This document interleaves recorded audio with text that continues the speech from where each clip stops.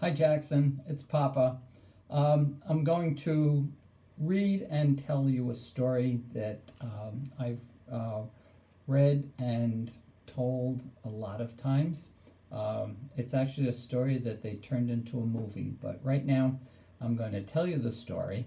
It's a story that your mommy, really likes a lot. So, the story is The Princess Bride. And the way it starts is there's a young woman named Buttercup, and she was raised on a small farm in the country of Florin. Her favorite pastimes were riding her horse and tormenting the farm boy that worked there. His name was Wesley, but she never called him that. Nothing gave Buttercup as much pleasure as ordering Wesley around. Farm boy, that's what Buttercup called Wesley all the time. Polish my saddle. I want to see my face shining in it in the morning. As you wish, is all that Wesley replied. As you wish was all he ever answered her with. So Wesley would be chopping wood. Buttercup would put 2 buckets down on the ground and say, "Farm boy, fill these with water." As you wish, is what Wesley said. One day, Buttercup was amazed to discover that when Wesley was saying, "As you wish," what he meant was, "I love you." And even more amazing was the day she realized that she loved him back. Well, Wesley had no money, and he could not marry Buttercup. So he packed his few belongings and left the farm to seek his fortune across the sea. Before he left, they stood at the gate, and Buttercup gave Wesley a hug and said to him, "I fear I'll never see you again." Wesley said, "Of course you will." Buttercup replied, "What if something happens to you?" Wesley said very firmly, "Hear this now. I will always come for you." But Buttercup said, "How can you be so sure?" And Wesley said, "This is true love. You think this happens every day?" So she smiles, he smiles, and he turns and walks away. But Wesley didn't reach his destination or his fortune. His ship was attacked by the dread pirate Robert, who took Wesley as a captive. When Buttercup got the news of that, she was very sad, because being a captive by a pirate on a pirate ship means that you just work all day just for the pirate and maybe never get to come back home. So she was sad and went to her room and shut the door, and for days she neither slept nor ate. A lot of time went by. 5 years later, the main square of Florin was filled with never before to hear the announcement of the great Princess Humperdinck's bride-to-be. Now, Prince Humperdinck was the Prince of Florin, whose father was very, very old. And so Prince Humperdinck needed to have a wife when he became king. So he could choose anyone in his kingdom to be his bride, and he chose Buttercup. So Humperdinck raises his hands from up on the porch of the castle and says to the crowd, "My people, a month from now, our country will have its 500th anniversary, and on that day I shall marry a lady who was once a commoner like yourselves, but perhaps you will not find her common now. Would you like to meet her?" And the crowd said, yes. And the crowd turned to look at a giant staircase leading down to them. And at the top of the stairs was Buttercup. She walked down the stairs, and the people were amazed. She was truly a beautiful princess. With no instruction at all, the crowd just all started to fall to their knees. Great waves of people kneeling, and Buttercup was terribly moved. She stands and she looks at them, and tears come in her eye. Buttercup's emptiness and tears was because although the law of the land gave Humperdinck the right to choose his bride, she did not love Humperdinck.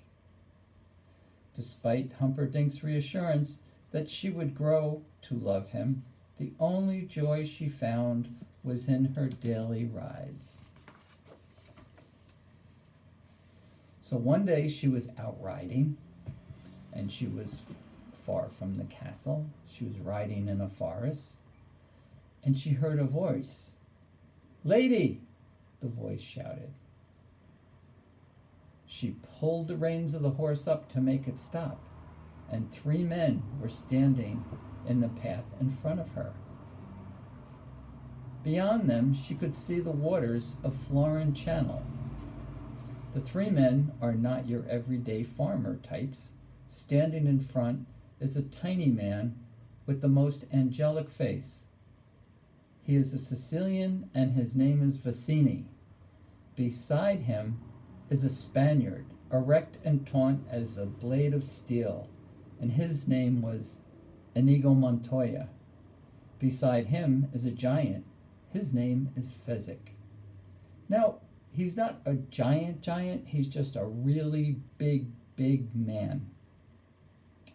Vicini says to Buttercup, "We are but poor, lost circus performers. Is there a village nearby?"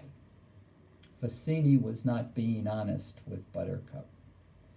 Buttercup said, "There is nothing nearby, not for miles." And Vicini said, "Then there will be no one to hear you scream." He nods to the giant Fezzik, who merely reaches over and touches a nerve on Buttercup's neck, and she instantly falls asleep. There's a sailboat near Florin Channel where they all go. It's getting dark now. Inigo the Spaniard is tying sails on the boat and arranging things in the boat and getting the boat ready to sail. The giant Fezzik carries Buttercup onto the boat. Vicini rips some tiny pieces of fabric from an army jacket and tucks it along the saddle of the horse that Buttercup was riding. There is about the entire operation a sense of tremendous skill and precision. Inigo says to Vicini, "What is that you're ripping?" And Vicini, not stopping and not turning around, "It's fabric from the uniform of an army officer of Gilder." Fezzik says, "Who's Gilder?" Vicini says, "The country across the sea, the sworn enemy of Florin." With this, Vicini slaps the horse, and the horse runs off back to the castle. Vicini tells Fezzik and Inigo, "Once the horse reaches the castle, the fabric will make the prince suspect the Gilders have abducted his love, Buttercup. When he finds out that they have hurt Buttercup, he will be very angry and convince the country to start a war with Gilder." Fezzik says, "Wait a minute, Vicini. You never said anything about hurting anyone." Vicini jumps into the boat. Vicini says, I hired you to help me start a war. That's a prestigious line of work with a long and glorious tradition. Fezzik says, I just don't think it's right, hurting an innocent girl. Vicini said, Am I going mad, or did the word think escape your lips? You were not hired for your brains. You were hired to do just what I tell you to do. Inigo said, I agree with Fezzik. This just doesn't feel right. Vicini says, None of that is anything you need to worry about. What happens to her is my business, not yours. Please, just do what I ask you to do.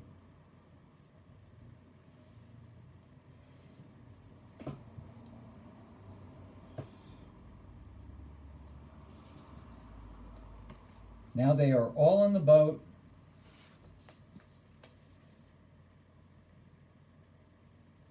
And they sail off. We hear their voices on the boat. Inigo, Fezzik, are there rocks ahead? Fezzik said, If there are, we're all dead. Vicini, no more rhymes now. I mean it. Fezzik, anybody want a peanut? Fezzik likes to sometimes answer a question with a rhyming word. Sometimes it's pretty funny. Okay, now the sailboat sails across the dark waters. Indigo is at the helm. That means he's steering the boat. Fezzik stands near the body of the princess, who's still asleep. But they fluttered a little bit, like she might be waking up. Vicini sits motionless.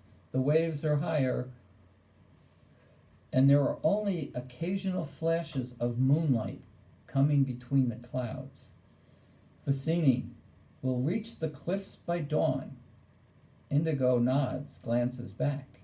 Vicini says, Why are you doing that? Indigo said, Making sure no one is following us? Vicini says, That would be inconceivable.